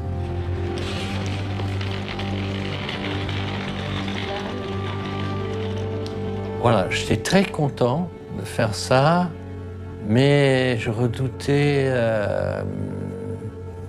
qu'il retrouve aussi. Hein. Donc, c'était un moment très bien et difficile à vivre aussi. Pour effectuer ces fouilles, les gendarmes vont utiliser un tout nouvel appareil de l'Institut de recherche criminelle de la Gendarmerie nationale. En 2008, l'espoir s'appelait Géoradar. C'est un petit appareil, on a presque l'impression qu'il passe une tondeuse à main, quoi. Ça ressemble à ça. Un appareil qui va sonder sur plusieurs mètres le sol. Ce géoradar, il envoie en fait des signaux dans le sol et en fait il détecte des cavités souterraines. C'est-à-dire par exemple si vous enterrez quelqu'un, même si vous rebouchez après, il y aura toujours dans le sol une espèce de dépression que ce radar est capable de remarquer même des années après. Pendant 3 jours, l'autoroute est fermée, mais les recherches ne mènent à rien. On ne retrouve pas Cécile, on ne retrouve pas son corps.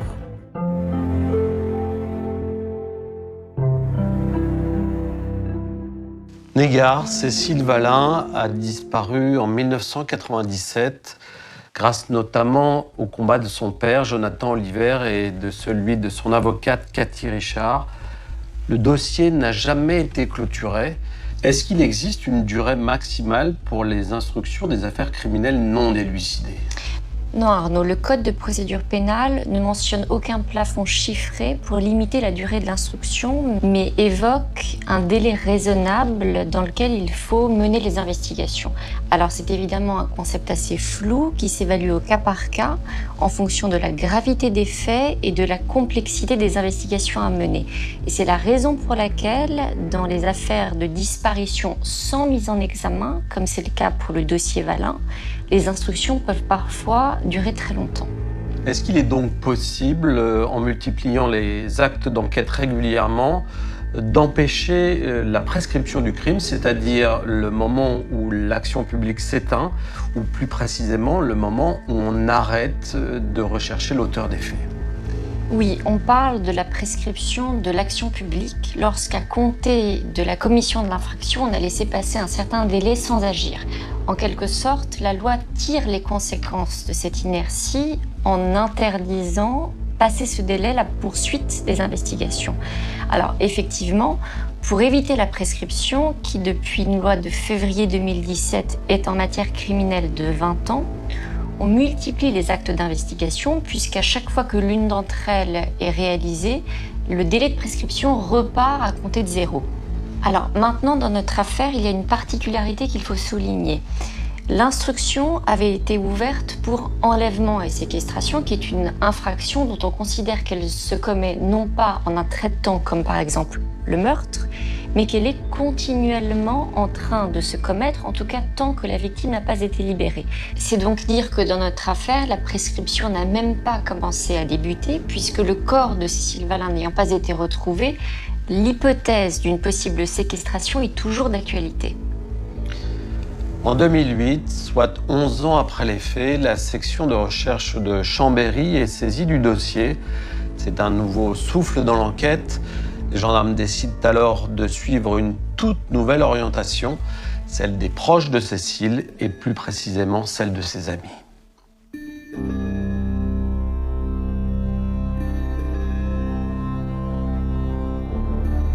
Statistiquement, les disparitions, les crimes sont à 80-90% le fait des proches. C'est des gens qui connaissent la victime. C'est statistiquement écrasant par rapport au reste. Donc on pourrait se demander pourquoi, dans le cas de la disparition de Cécile Valin, il y a une espèce de truc complètement inverse, c'est-à-dire qu'on a beaucoup travaillé sur des pistes complètement extérieures et étrangères à Cécile, et qu'on a très peu creusé des pistes évidentes de proches, petits copains, nouveaux petits copains, copains tout court, famille, etc. Dès le début de l'enquête, les amis de Cécile ont bien sûr été entendus, comme de simples témoins. C'était pas évident, on avait 17 ans, on était tous sous le choc, les gendarmes de Saint-Jean-de-Maurienne, ils étaient pas très formés à des interrogatoires de ce type. C'est des auditions super plates, c'est-à-dire vous êtes qui par rapport à Cécile, parlez-nous un peu d'elle, qu'est-ce que vous avez fait samedi, qu'est-ce que vous avez fait dimanche, merci, au revoir. Il n'y a pas de... On ne cherche pas à les mettre en difficulté, on ne cherche pas à croiser des déclarations avec d'autres pour voir si l'un a menti et pas l'autre. Personne n'a été poussé dans leur retranchement. Et pourtant, on sait depuis le début de l'affaire que le dernier week-end de Cécile a été dense en émotions. On a quand même des faits. On a un week-end avec un triangle amoureux, une jeune fille perturbée par tout ça. Ça peut être quand même un début de piste. En 2009, soit 12 ans après la disparition de Cécile, la juge d'instruction demande aux spécialistes en analyse criminelle de la gendarmerie de relire tout le dossier. Et selon eux, il y a encore des choses à faire, des investigations à mener. Car pour ces experts, la piste d'un rendez-vous amoureux qui tourne au drame est une piste très sérieuse.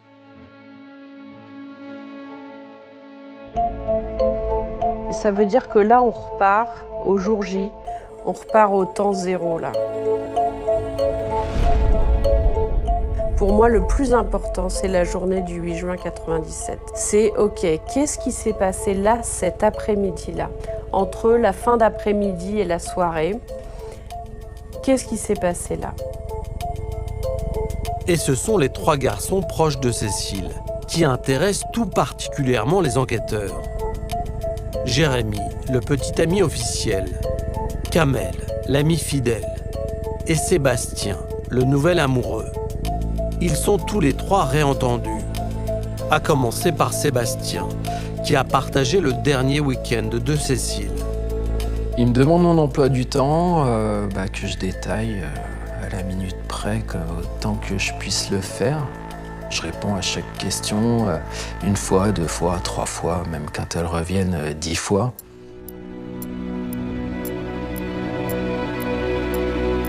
Sébastien est le dernier à avoir vu Cécile.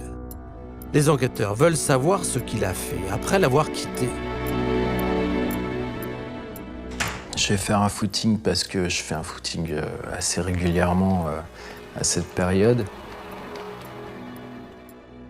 Il y a quelqu'un qui corrobore ce qu'il dit au niveau des heures. Donc il n'y a pas de trou béant dans l'emploi du temps de Sébastien, il n'y a pas de bizarrerie dans son emploi du temps. Les enquêteurs s'intéressent également à Jérémy, le petit ami officiel. On peut imaginer un scénario dans lequel elle donne rendez-vous à Jérémy pour lui dire « bah voilà, je t'ai trompé, je suis sorti avec Sébastien ». Et en analysant les différents témoignages qui situent Cécile à différents endroits le dimanche en fin d'après-midi, cette hypothèse pourrait être crédible. En effet, Cécile a été aperçue à Pontamafrè, près de la Via Ferrata, l'endroit qu'elle fréquentait régulièrement avec son petit ami. Elle peut aller voir Jérémy à la Via Ferrata pour lui parler. Il a pété les plombs, il l'a super mal pris et puis, je sais pas, il y a eu un mauvais geste, elle tombe, il y a un accident, machin, c'est la panique, voilà.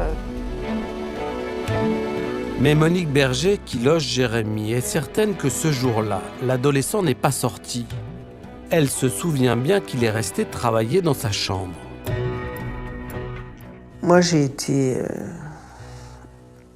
interrogée. En plus, c'était tellement simple. Parce que moi, Jérémy, il est resté tout le week-end à la maison, donc voilà. Moi, j'ai beaucoup de mal à imaginer que Jérémy soit impliqué dans cette disparition.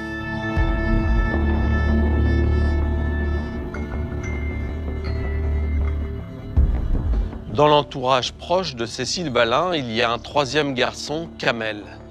Les enquêteurs savent qu'il devait, le jour de la disparition, passer chez elle, reprendre les disques qu'il lui avait prêtés. Les gendarmes ont aussi compris que Kamel était le confident de la lycéenne. Alors est-il possible que Cécile ait décidé de le rejoindre le dimanche en fin d'après-midi pour lui faire part de ses états d'âme amoureux?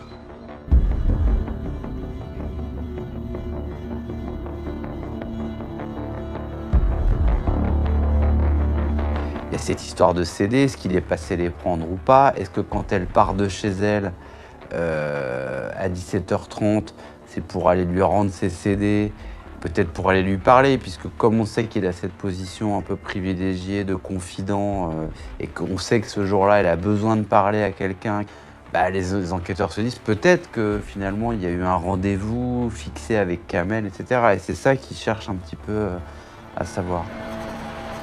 Alors, où était Kamel au moment de la disparition de Cécile? Moi, ce dimanche-là, déclinant la proposition d'aller passer récupérer mes CD, je suis finalement resté tranquillement à la maison. Je reste un peu oisif à profiter d'un dimanche de repos. Les enquêteurs veulent savoir la nature exacte de la relation entre Kamel et Cécile. Kamel, Cécile, elle dit que c'est son grand frère. Quand je me souviens que Cécile me parlait de Kamel, oui, c'est une relation d'amitié très forte, enfin du côté de Cécile. Vraiment. Alors bien sûr, il était comme un grand nombre de jeunes garçons du lycée amoureux de Cécile, parce que Cécile ne laissait pas les garçons indifférents. Et dans l'environnement de Cécile, Kamel a une place bien particulière. Il n'a pas le même âge, un peu plus âgé, il ne fréquente pas, il n'a pas les mêmes milieux. Ça peut être des éléments suffisants pour que ce soit suspect. Mais c'est surtout son comportement après la disparition de Cécile qui interpelle les enquêteurs. Kamel est l'un des premiers à se battre, à mettre tout en branle pour essayer de retrouver Cécile. Il devient président de l'association et en même temps, les enquêteurs le soupçonnent. Donc on se dit, est-ce qu'il n'a pas fait ça pour se protéger? Il a peut-être quelque chose à se reprocher. Il s'intéresse beaucoup à ce que font les gendarmes.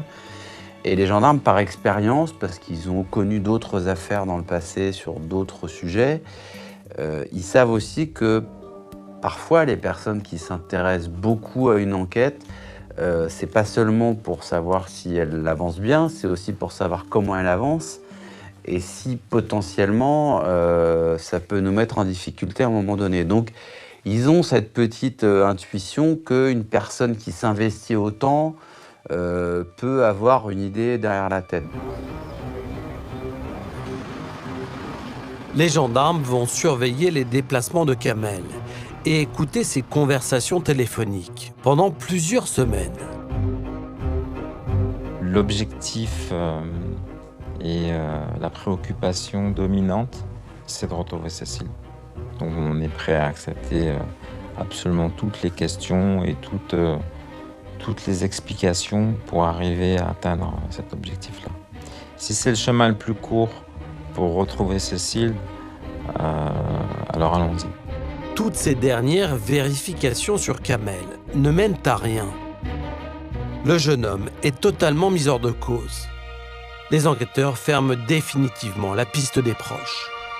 Moi, ça me donne l'impression qu'il y a des choses qui n'ont pas été poussées, qu'il y a des gens qui n'ont pas été assez poussés dans leur retranchement et qu'il y a peut-être plus à dire, à lâcher. Parce qu'une fois qu'on est terré dans le silence, alors là, pour aller le ressortir, c'est beaucoup plus compliqué, quoi.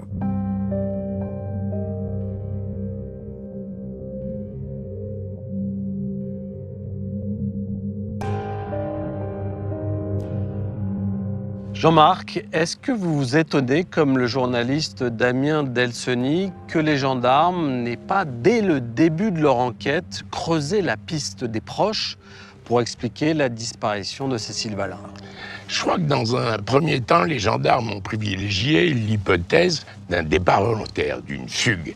Alors ils n'ont interrogé les proches que superficiellement pour savoir qui est Cécile Valin, est-ce qu'elle est partie seule, accompagnée, ou est-ce qu'elle a pu se rendre. Mais ce qui est plus curieux, c'est qu'à partir du moment où une information judiciaire a été ouverte du chef d'enlèvement et de séquestration, c'est-à-dire de nature criminelle, les gendarmes ne se soient pas à nouveau intéressés aux proches, non plus comme de simples témoins, mais comme d'éventuels suspects, en leur demandant où ils étaient ce jour-là, ce qu'ils faisaient, avec qui étaient-ils, qu'ont-ils entendu, ce qui n'empêchait pas, en parallèle, de s'intéresser à l'éventuelle piste d'une mauvaise rencontre.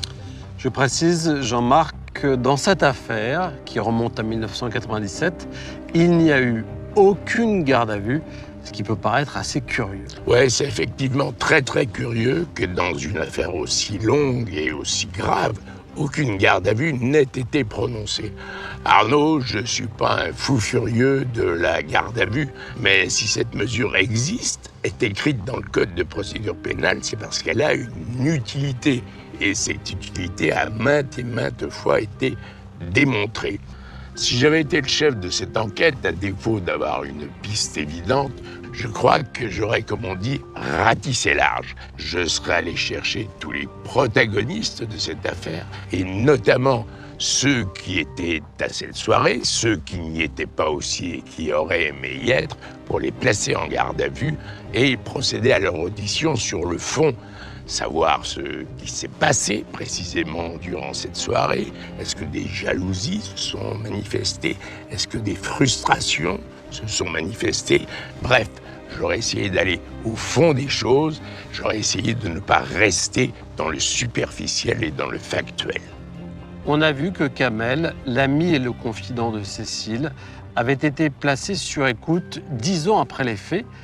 Est-ce que vous pensez que cela peut avoir une quelconque utilité d'utiliser cette mesure si longtemps après le début de l'affaire? A priori, non, sauf s'il se passe un élément nouveau. Et là, il se passe quelque chose de nouveau.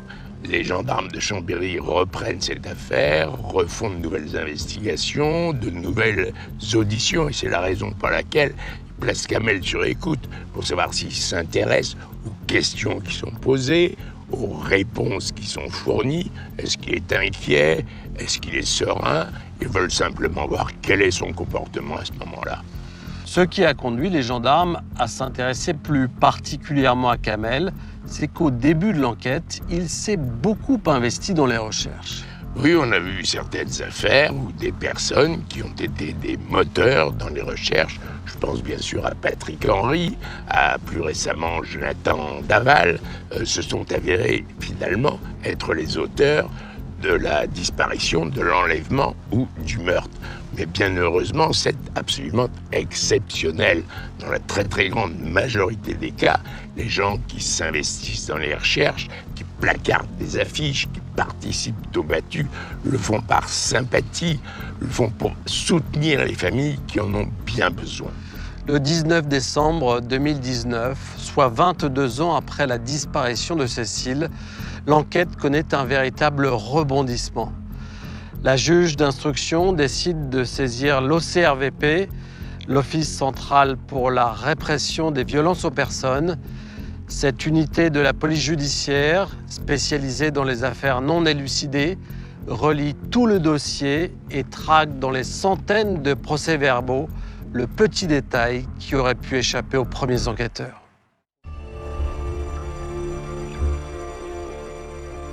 La reprise en main du dossier par des professionnels qui ont des moyens, qui ont des outils, ça c'est formidable.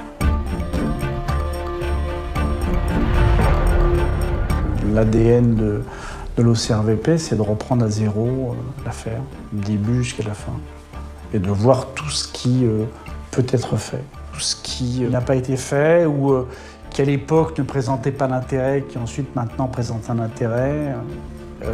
Et donc c'est important effectivement d'avoir des enquêteurs qui aient ce regard extérieur et ce regard neuf. Aujourd'hui, 7 enquêteurs travaillent à temps plein sur l'affaire Cécile Valin.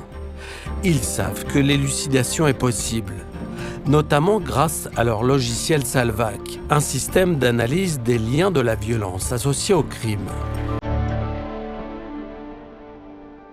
Ça permet de faire des recoupements potentiels qui n'auraient pas été faits de mémoire humaine, voilà, sur des gens pouvant effectivement s'attaquer dans la région ou en France à ce type de jeu de femmes. Le 25 mai 2020, Éric Béraud a décidé de lancer un nouvel appel à témoins. Des gens qui auraient eu peur de parler, qui n'auraient pas souhaité parler à l'époque et qui se disent tiens, peut-être ce que j'ai vu, ça me semblait pas important et si c'est peut-être important, donc je vais en parler à la police.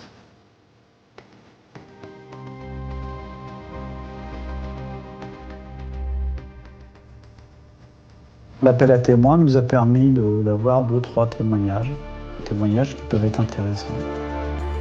Éric Béraud sait qu'il y a encore de nombreuses investigations à mener. On peut sortir un dossier 30 ans après.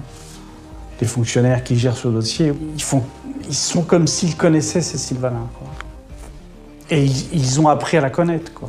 Donc c'est presque une intime pour eux, donc ça devient presque une affaire personnelle pour résoudre ce dossier. Je pense qu'ils ont à cœur de sortir le dossier.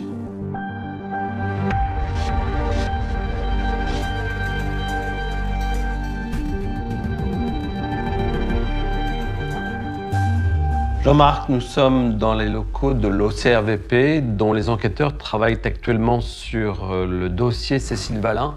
Dans cette affaire, il y a encore de nombreuses portes qui n'ont pas été refermées. Parmi les pistes envisagées, il y en a une sérieuse, c'est celle du tueur en série Michel Fourniret.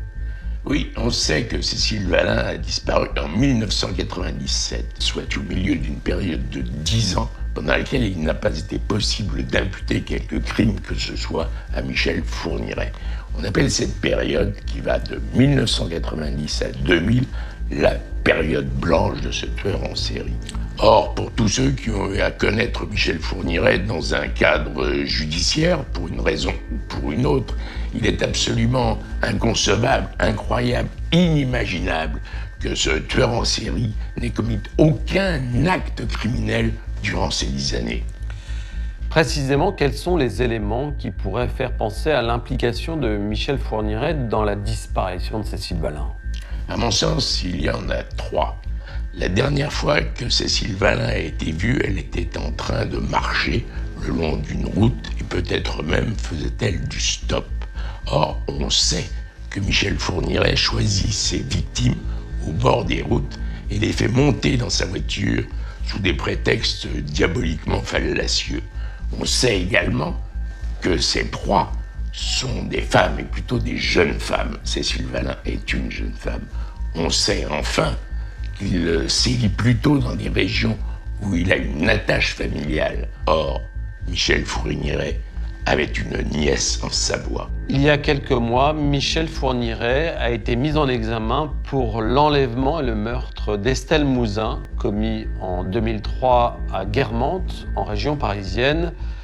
L'un des éléments à charge retenus contre le tueur en série est un ADN partiel compatible avec celui d'Estelle, retrouvé sur un matelas utilisé par Michel Fourniret. Sur ce matelas, les analyses ont mis en évidence une dizaine d'autres traces ADN, cette fois-ci inconnues, et on a appris récemment que ces traces allaient être comparées avec d'autres dossiers de meurtre et de disparition non élucidées, dont celui de Cécile Valin.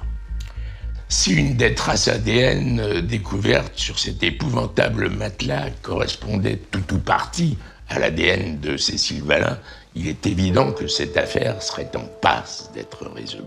Mais si les conclusions de la police technique et scientifique n'aboutissaient pas, ce n'est pas pour autant qu'il faudrait baisser les bras.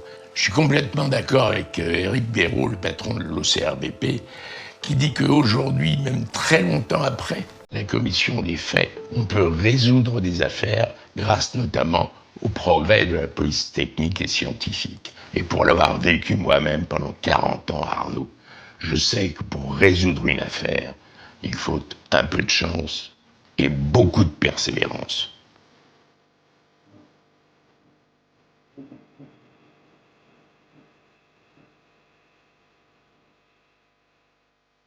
J'ai pas espoir qu'on connaisse un jour la vérité, j'ai la rage qu'on connaisse un jour la vérité. Vraiment, quelle que soit la manière dont elle est morte, ou qu'elle soit vivante, on a besoin juste de savoir. Il y a quelqu'un qui sait, et peut-être que cette personne-là, avec le temps qui passe, finira par nous dire la vérité. Peut-être. On m'a enlevé la présence de ma fille pendant plus de 20 ans. Et ça, quelle que soit l'issue des recherches, ce serait toujours une énorme injustice. Il y a quelque chose qui s'est arrêté dans toutes nos vies. Il y a un endroit de notre vie où ça s'est arrêté. Là, j'ai quand même été jusqu'à prendre le poids de 2 personnes. Encore pour l'instant. Alors, je fais le chemin de lâcher, de m'en libérer, mais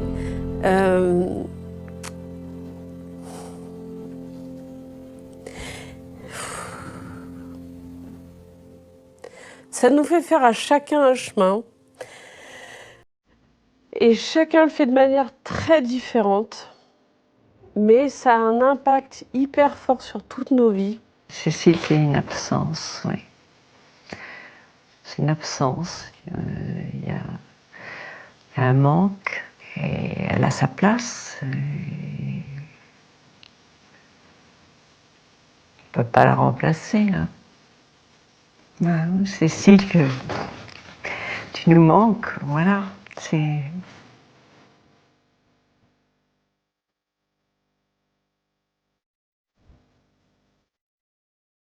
Je parle avec Cécile tous les jours, donc avec des mots d'amour. Voilà, les mots d'une infinité d'amour pour Cécile.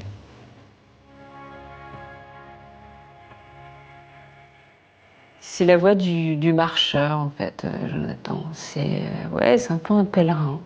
Il cherche, il essaie tout ce qui est possible, calmement, mais sûrement.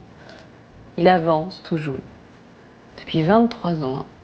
Il a passé plus de temps à chercher sa fille qu'à vivre avec elle.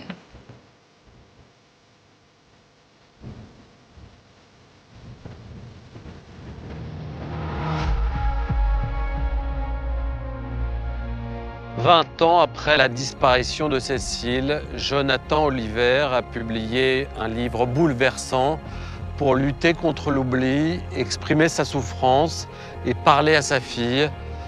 Depuis que tu as disparu, il y a si longtemps maintenant, je n'arrête pas de te chercher, écrit-il. Depuis 1997, la famille de Cécile attend des réponses. Le souvenir de cette très jolie jeune fille est encore très présent dans l'esprit de tous ceux qui l'ont côtoyée. Il serait inacceptable que la justice clôture cette affaire sans avoir élucidé le mystère de sa disparition.